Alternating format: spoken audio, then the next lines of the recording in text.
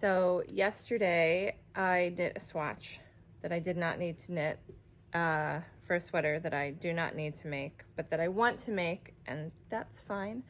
And this is the first swatch.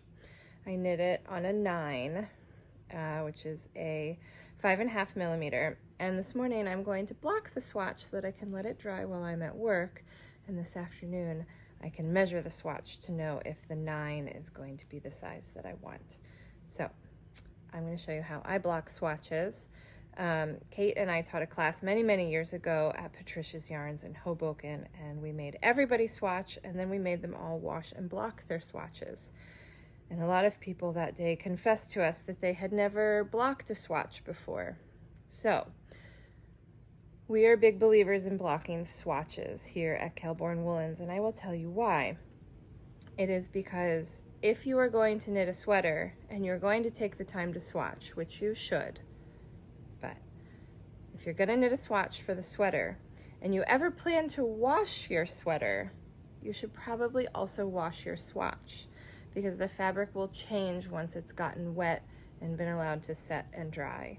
And the same thing is true for your sweater. So you could knit a swatch and be like, yes, I have gauge. You knit the sweater and you try it on and it's perfect, and then you block it or wash it for the first time and all of a sudden it doesn't really quite fit anymore. So this is how you avoid that tragedy. It does seem annoying, it seems like a waste of time, but it is less of a waste of time than knitting an entire sweater that could cost a couple $100, depending on the yarn you're using. This one won't. That's a bigger waste. It's a waste of time, it's a waste of money, and I don't have time for that. So let's block our swatch. Okay, so I have here my Minnie Basin from Soak, which you can buy on our website, kelbournewoolens.com.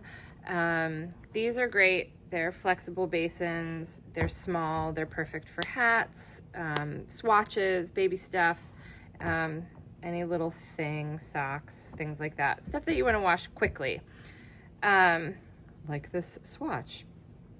I have an old towel here. Yes, it is stained. Don't judge me. This is an old towel, perfect for things like this. Here's my swatch. I have my coordinating soak scent. This is Fig. So I'm gonna put a little bit of that in here. I'm gonna swish it around. Now, I'm gonna block my swatch.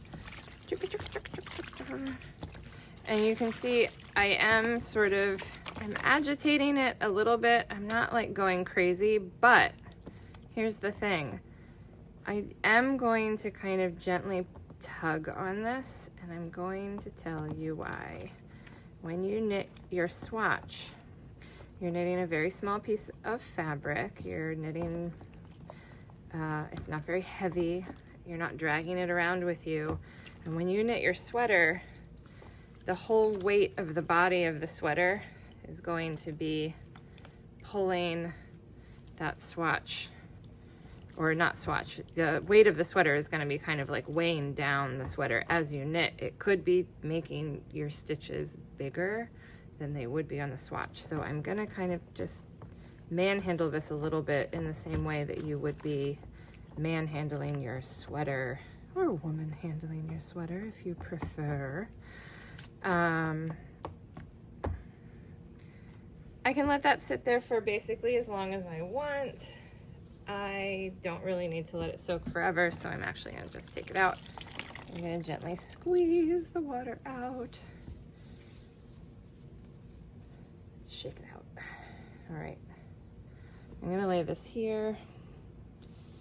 I'm gonna kind of press the water out of it. And now, lay flat to dry. So,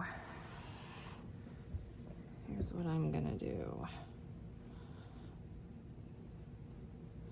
I'm gonna kind of gently pull this into a square shape. I don't like, oh, I forgot to purl right there. I don't need to like pull it super hard. I just want to basically let it fall how it will, but then make it roughly a square, make it straight. And you can see, like, this isn't super wet.